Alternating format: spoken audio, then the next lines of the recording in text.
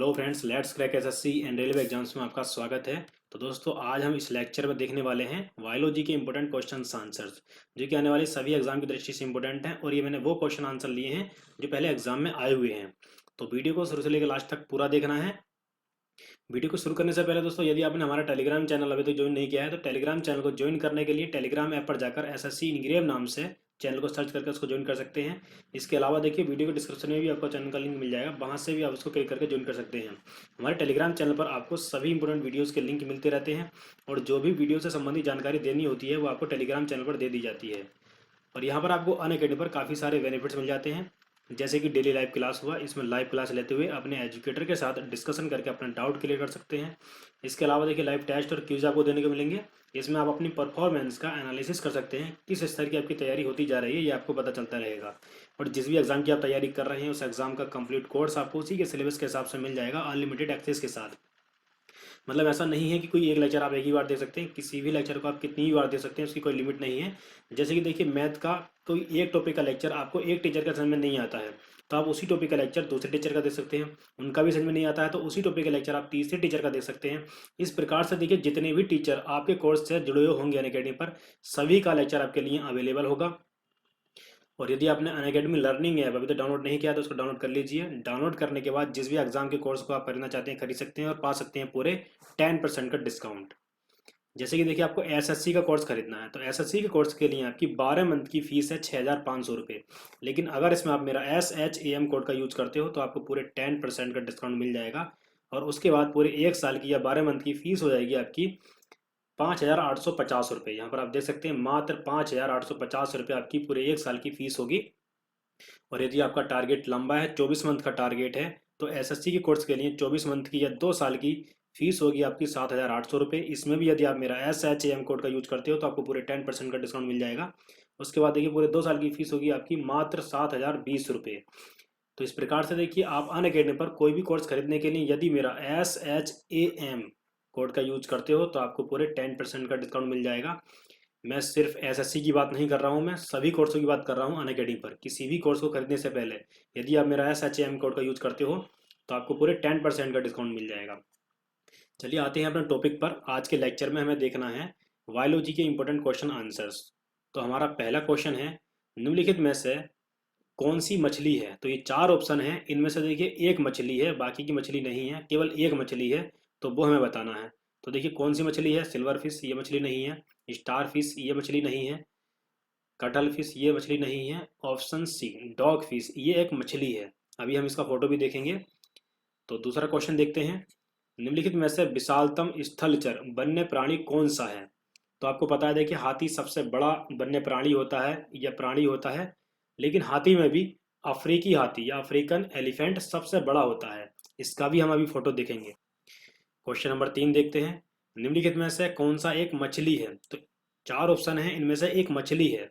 ठीक है, समुद्री कुकुम्बर, ये मछली नहीं होती है। और समुद्री गाय, ये कोई मछली नहीं होती है। समुद्री बाघ, ये कोई मछली नहीं होती है। समुद्री घोड़ा, ये एक मछली होती है, आपको पता भी होगा, आपने नाम सुना होगा, समुद्री घोड़ा।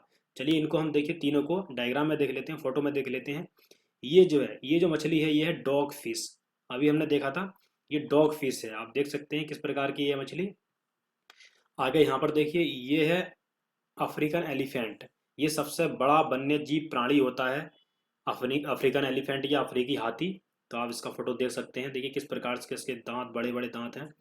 और यहाँ पर आप देखिए, ये है समुद्री घोड़ा, ये एक मछली होती है समुद्री घोड़ा। ठीक है, तो ये इस प्रकार का फोटो है इसका, तो ये इस प्रकार से दिखता है। चलिए आगे देखते हैं। क्वेश्चन नंबर 4, नील गाय निम्नलिखित कुल में आती है? तो ये 4 ऑप्शन है, इन चारों ऑप्शन में से नील गाय किस कुल में आती है ये हमको बताना है। देखिए, ऑप्शन देख के हम क्या लगाएंगे? गाय, लेकिन ये इसका आंसर नहीं है। बकरी भी इसका आंसर नहीं है। भेड़ भी इसका आंसर नहीं है। हिरण, ये इसका राइट आंसर है, ऑप्शन डी। क्योंकि देखिए, हिरण के कुल में ही आती है नील गाय। अगर आप दोनों का फोटो देखेंगे तो दोनों लगभग एक से दिखते हैं। अभी हम इनका फोटो देखेंगे, यहाँ पर देख लेते हैं। देखिए, ये है नील गाय और ये है हिरन। कितना कम अंतर है इन दोनों में, तो ये दोनों लगभग एक से दिखते हैं। तो ये नील गाय जो होती है ये हिरन की तरह दिखती है। ठीक है, क्वेश्चन नंबर 5 देखते हैं, सबसे बड़ा एक कोशिकीय जीव है? तो वो है ऑप्शन बी, एसिटेबुलेरिया। ठीक है, एसिटे बुलेरिया सबसे बड़ा कोशिकीय जीव है। आगे देखते हैं क्वेश्चन नंबर 6। नाभिक के अलावा कोशिका के किस कोशिकांग में डीएनए होता है? तो देखिए, नाभिक में तो होता ही है, कोशिका में, नाभिक में तो होता ही है डीएनए।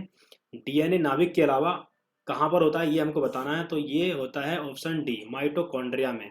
ठीक है, नाभिक के अलावा डीएनए माइटोकॉन्ड्रिया में होता है, ऑप्शन डी बिल्कुल ठीक है।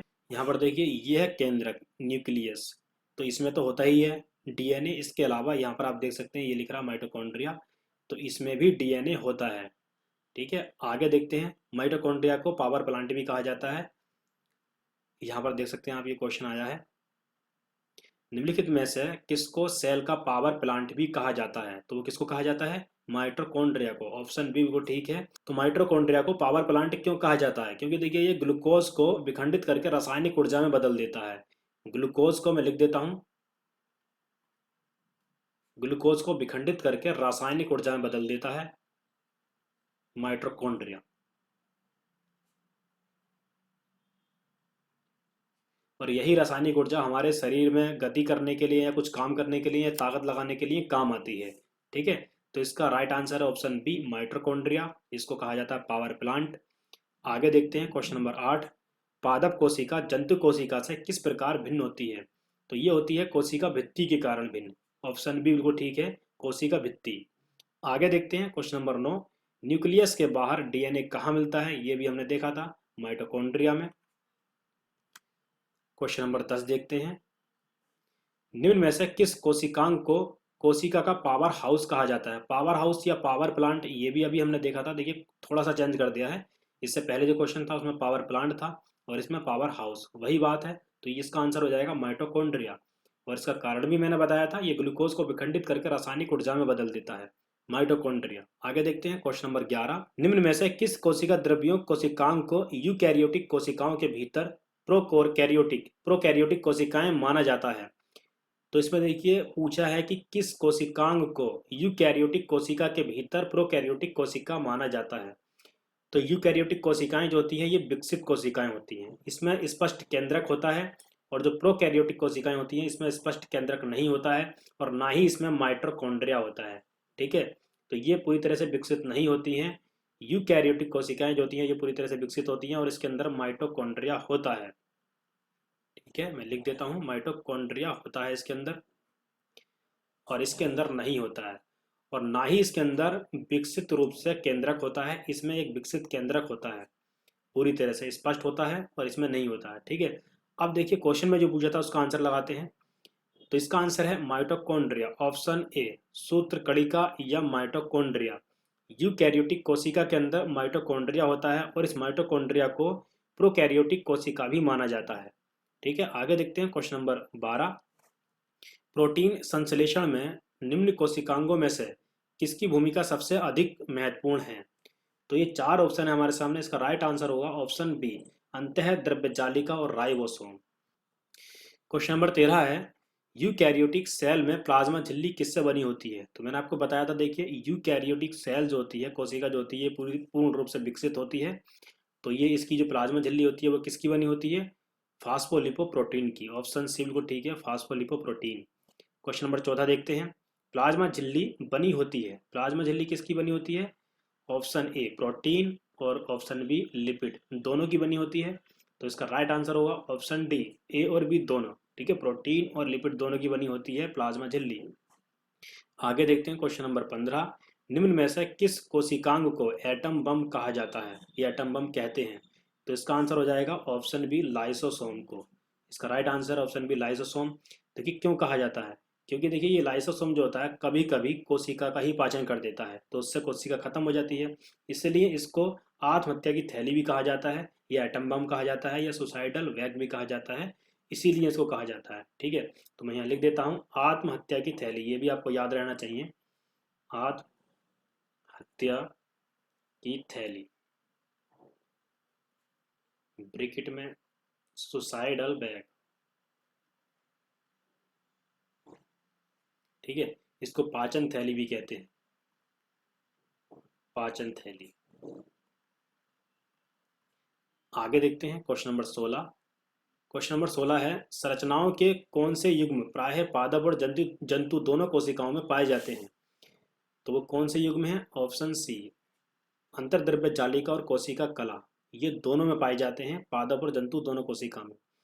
क्वेश्चन नंबर 17 देखते हैं, सेलुलोज भित्ति किसके सेलों में पाई जाती है? तो ये पाई जाती है पौधे के सेलों में, पौधे की कोशिकाओं में। ऑप्शन डी बिल्कुल सही आंसर है। आगे देखते हैं क्वेश्चन नंबर 18, मानव शरीर में पाचन का अधिकांश भाग किस अंग में संपन्न होता है? तो ये सभी को पता होगा, छोटी आंत में मानव शरीर में पाचन का अधिकांश भाग संपन्न होता है। तो इसका राइट आंसर है ऑप्शन सी, छोटी आंत। आगे देखते हैं क्वेश्चन नंबर 19, खट्टे स्वाद के लिए कोशिकाएं जीवा के किस भाग में होती हैं? खट्टे स्वाद के लिए तो वो होती है पार्श्व, ऑप्शन सी।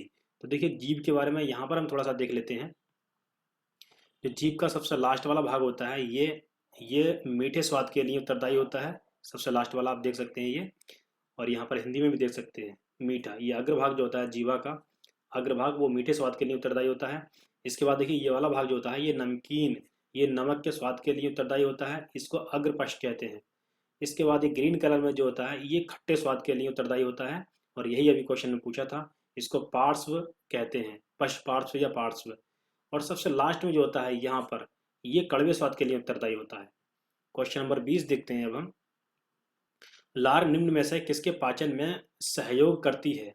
तो ये करती है स्टार्च के पाचन में, स्टार्च को माल्टोज में बदल देती है लार। देखिए हमारी लार ग्रंथियां लार का श्रवण करती हैं, और लार में 99% जल रहता है, केवल 1% ये एंजाइम पाई जाते हैं। दो एंजाइम पाए जाते हैं, एक होता है इसमें, एक होता है इनमें टाइलिन,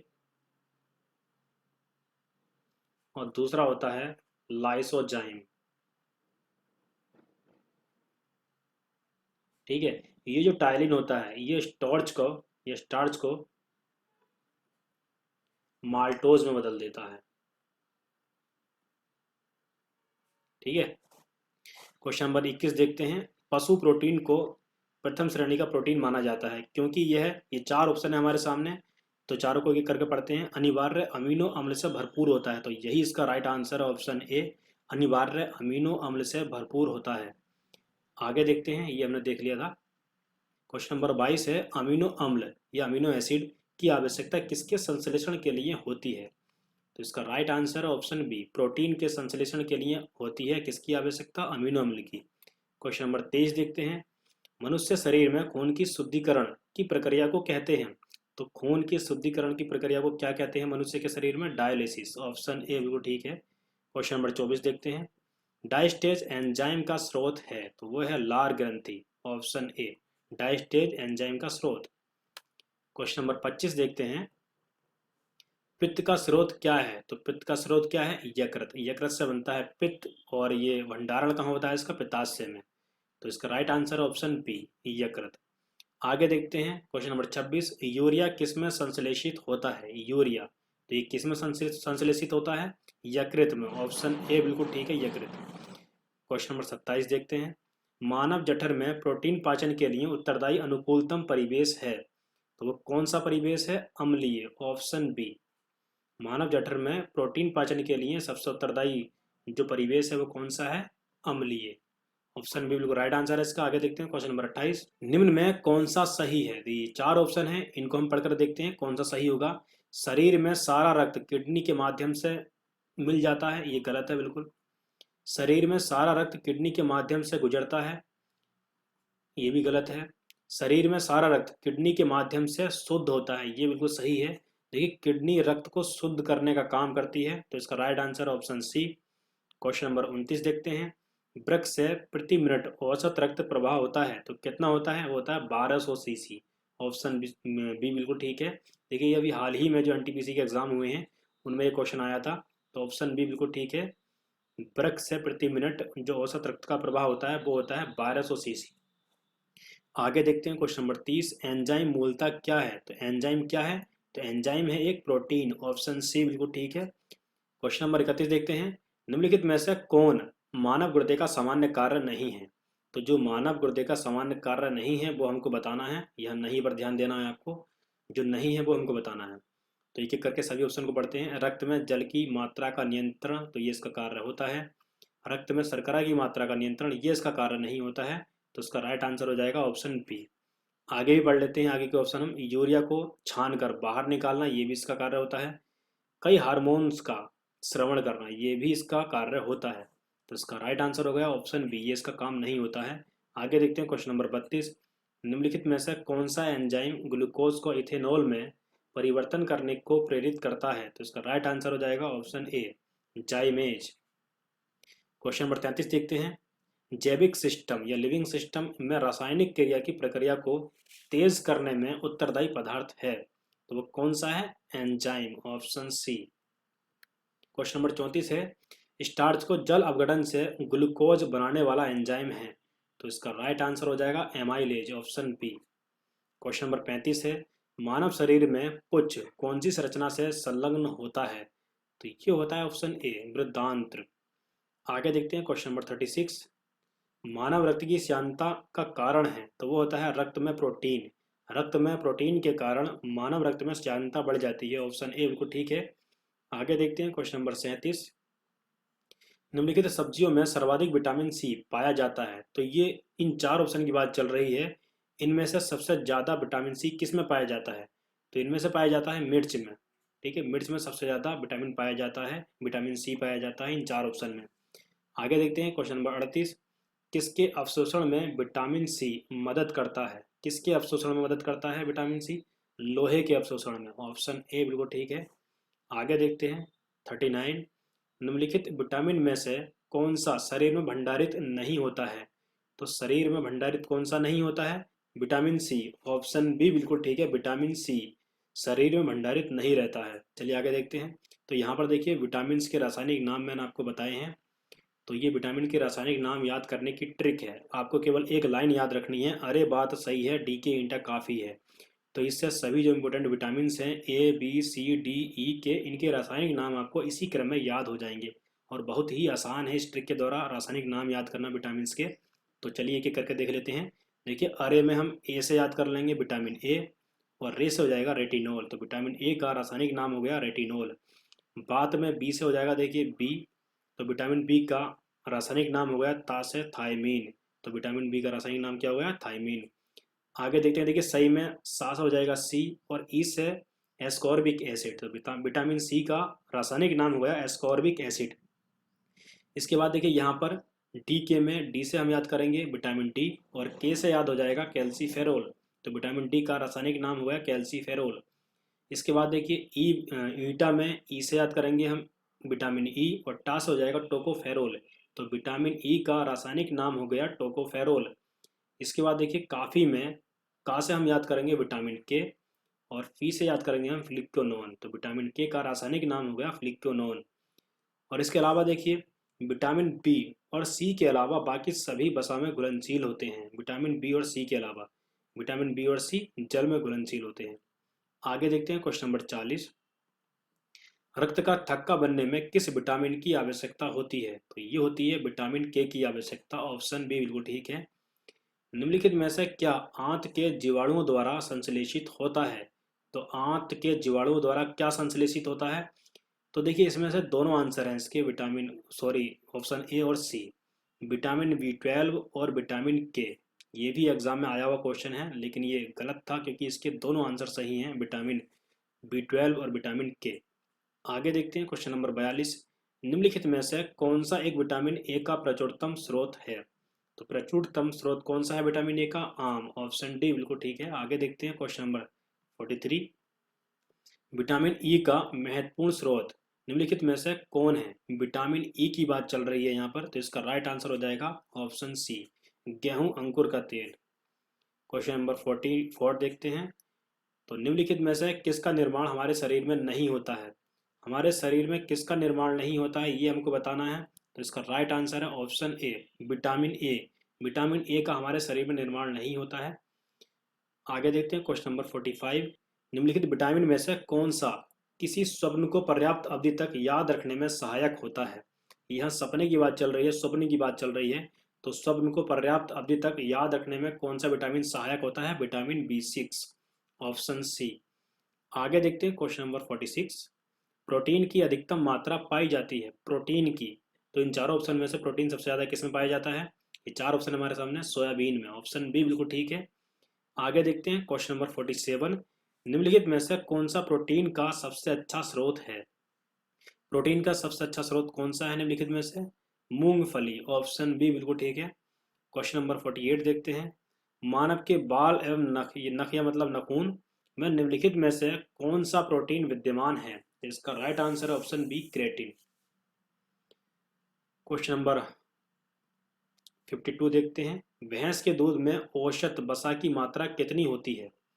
तो औसत वसा की मात्रा होती है भैंस के दूध में 7.2%, ऑप्शन ए बिल्कुल ठीक आंसर है। आगे देखते हैं क्वेश्चन नंबर 53, निम्न में से कौन विटामिन ए का प्राकृतिक स्रोत नहीं है? तो आम, पपीता और गाजर ये विटामिन ए का प्राकृतिक स्रोत हैं, लेकिन दूध नहीं है। ठीक है, ऑप्शन डी इसका राइट आंसर है, क्योंकि जो विटामिन ए का प्राकृतिक स्रोत नहीं है वो हमको बताना है, तो इसका राइट आंसर हो जाएगा ऑप्शन डी। आगे देखते हैं क्वेश्चन नंबर 54, अल्फा क्रेटिन एक प्रोटीन है जो त्वचा में उपस्थित होता है। इसका राइट आंसर ऑप्शन बी हो जाएगा, त्वचा में। आगे देखते हैं क्वेश्चन नंबर 55 दिया है, निम्न में से परजीवी पौधे की पहचान करें। तो ये 4 ऑप्शन है हमारे सामने, इनमें से परजीवी कौन सा है? तो आपने नाम सुना होगा अमर बेल।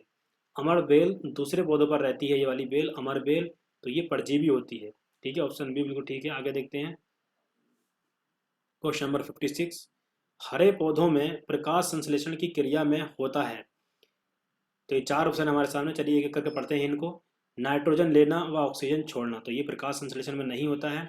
ऑप्शन बी में देखते हैं, कार्बन डाइऑक्साइड लेना और ऑक्सीजन छोड़ना, ये बिल्कुल ठीक है, ऑप्शन बी। कार्बन डाइऑक्साइड लेना और ऑक्सीजन छोड़ना, ये हरे पौधे जो होते हैं इनकी प्रकाश संश्लेषण में ये क्रिया होती है। आगे देखते हैं 57, जीवन चक्र की दृष्टि से पौधे का सबसे महत्वपूर्ण अंग है। तो जीवन चक्र की बात चल रही है यहाँ पर। अगर देखिए पुष्प नहीं होगा तो पौधों का जीवन चक्र नहीं होगा। पौधे के पुष्प से ही बीज आता है और बीज से ही नया पौधा बनता है, तो इसका राइट आंसर हो जाएगा ऑप्शन ए। आगे देखते हैं क्वेश्चन नंबर 58, निम्नलिखित में से कौन सा रूपांतरित स्तंभ है? यहाँ बात चल रही है रूपांतरित स्तंभ की, तो इसका राइट आंसर हो जाएगा ऑप्शन डी आलू। आलू रूपांतरित स्तंभ है। ठीक है, आगे देखते हैं क्वेश्चन नंबर 59, निम्नलिखित में से कौन सा एक फल है? तो यहाँ फल की बात चल रही है, और फल किनको कहते हैं? जिनके अंदर बीज होते हैं। पौधों के द्वारा निर्मित एक ऐसी आकृति जिनके अंदर बीज होते हैं उनको फल कहते हैं, ये फल की परिभाषा है। तो इसमें से देखिए 4 ऑप्शन में से किसका आंसर होना चाहिए? भिंडी। देखिए हमें सुनने में नहीं लगेगा कि भिंडी एक फल होता है। भिंडी हम सामान्यतः सब्जी समझ लेते हैं, सब्जी तो होती ही है, सब्जी के साथ ये भिंडी फल भी होता है। इसके अलावा देखिए बैंगन, लौकी, इनके अंदर बीज होते हैं। बैगन, लौकी, टमाटर, ये सब क्या होते हैं? फल होते हैं, क्योंकि इनके अंदर बीज होते हैं। आगे देखते हैं क्वेश्चन नंबर 60, निम्न अधोभूमि उत्पादित सब्जियों में से कौन सी एक रूपांतरित जड़ है? यहाँ रूपांतरित जड़ की बात चल रही है, तो इसका आंसर कौन सा होगा? ऑप्शन बी शकरकंद। देखिए रूपांतरित जड़ होती है शकरकंद और रूपांतरित स्तंभ होता है आलू। आगे देखते हैं क्वेश्चन नंबर 61, पौधे के कौन से भाग से हल्दी प्राप्त होती है? तो कौन से भाग से हल्दी प्राप्त होती है? तने से। ऑप्शन डी बिल्कुल ठीक है, तने से। आगे देखते हैं क्वेश्चन नंबर 62, केसर होता है एक सूखा मिश्रण। केसर का आपको पता ही है, काफी महंगा मिलता है। तो ये सूखा मिश्रण होता है, किसका होता है? 4 ऑप्शन हम देख लेते हैं, पत्ती तथा तनों का, गलत है ये भी। पंखुड़ियों और जड़ों का, ये भी गलत है। फूल के बीज बनाने वाले भागों का, ये इसका राइट आंसर है। तो इसका आंसर हो गया ऑप्शन सी, फूलों के बीज बनाने वाले भागों का। आगे देखते हैं क्वेश्चन नंबर 63, निम्न में से कौन सा पौधों की जड़ों का कार्य नहीं है? तो पौधों की जड़ों का कार्य कौन सा नहीं है वो हमको बताना है। प्रकाश संश्लेषण। देखिए प्रकाश संश्लेषण पौधों की जड़ों के द्वारा नहीं होता है, ये पत्तों के द्वारा होता है। तो इसका आंसर हो गया ऑप्शन ए, प्रकाश संश्लेषण जड़ों के द्वारा नहीं होता है। आगे देखते हैं क्वेश्चन नंबर 64, प्रकाश ऊर्जा का रासायनिक ऊर्जा में रूपांतरण निम्नवत होता है। तो कैसे होता है प्रकाश ऊर्जा का रासायनिक ऊर्जा में रूपांतरण? तो वो होता है प्रकाश संश्लेषण के द्वारा, ऑप्शन बी। आगे देखते हैं क्वेश्चन नंबर 65, प्रकाश संश्लेषण हेतु सर्वाधिक क्रियाशील प्रकाश है, तो वो होता है लाल प्रकाश। क्वेश्चन नंबर 66 देखते हैं, प्रकाश संश्लेषण द्वारा हरे पौधे पैदा करते हैं। तो हरे पौधे क्या पैदा करते हैं प्रकाश संश्लेषण के द्वारा? कार्बनिक द्रव्य, ऑप्शन सी।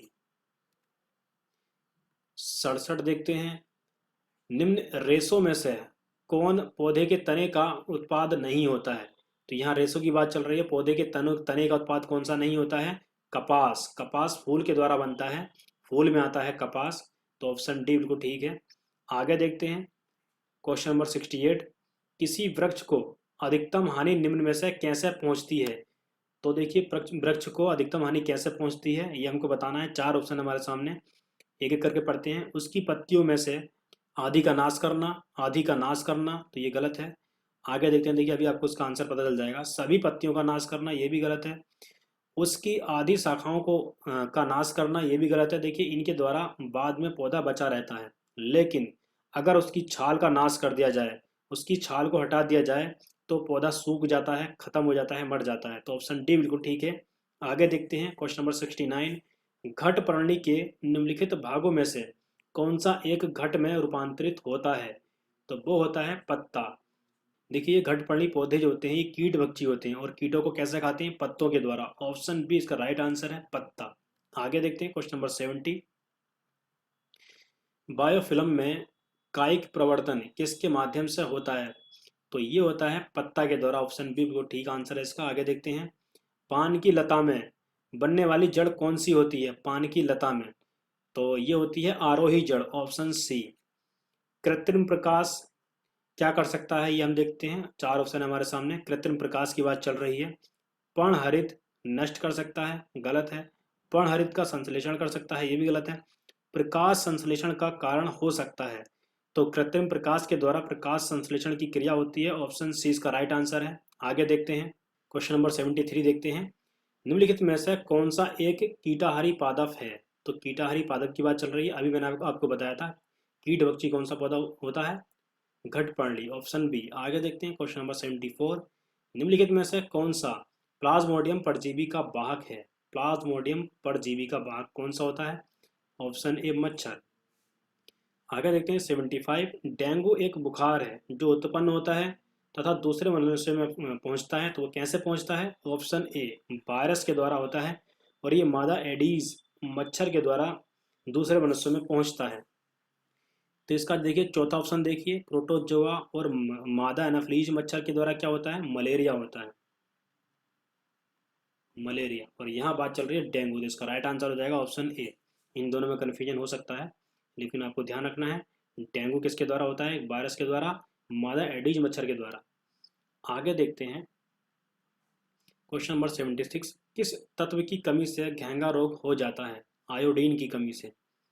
आगे देखते हैं 77, डीपीटी वैक्सीन का प्रयोग किन बीमारियों के लिए किया जाता है? तो इसका राइट आंसर है ऑप्शन ए, डिप्थीरिया, काली खांसी और टेटनिस। तो यहाँ पर देखिए इसमें डी का मतलब ही डिप्थीरिया है, और पी से होता है पर्ट्यूसिस,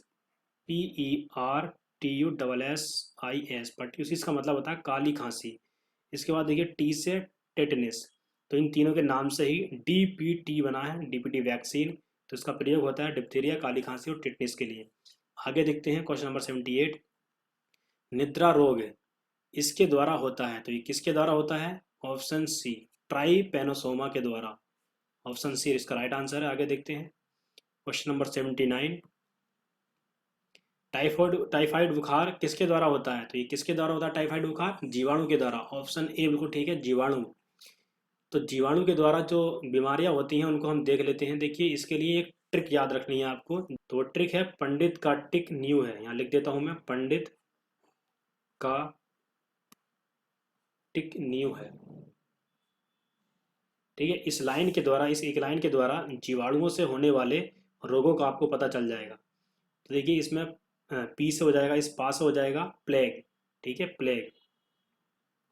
और डी से हो जाएगा डिप्थीरिया, अभी मैंने आपको बताया था डिप्थीरिया। और इस पंडित में ता से हो जाएगा टाइफाइड, ठीक है, और टाइफाइड के बारे में ही पूछा है। आगे देखते हैं, का से हो जाएगा काली खांसी, टी से हो जाएगा टिटनिस, और का से हो जाएगा सवाले से का से कुष्ठ रोग, और इस न्यू से हो जाएगा न्यूमोनिया, और है से हो जाएगा हैजा। ठीक है, तो ये जो मैंने बीमारियां बताई हैं ये जीवाणु से होती हैं। आगे देखते हैं क्वेश्चन नंबर 80, ब्लू बेबी नामक प्रदूषण कारित बीमारी पीने वाले जल में निम्न में से किसके अधिक विद्यमान होने के कारण होती है? तो इसका राइट आंसर है option C, nitrate. Question number 81 देखते हैं। ल्यूकेमिया एक प्रकार का कैंसर है जिसमें असाधारण बढ़ोतरी होती है। तो किसकी बढ़ोतरी होती है? श्वेत रक्त कोशिकाओं की, WBC की। ऑप्शन डी बिल्कुल ठीक है। आगे देखते हैं क्वेश्चन नंबर 82।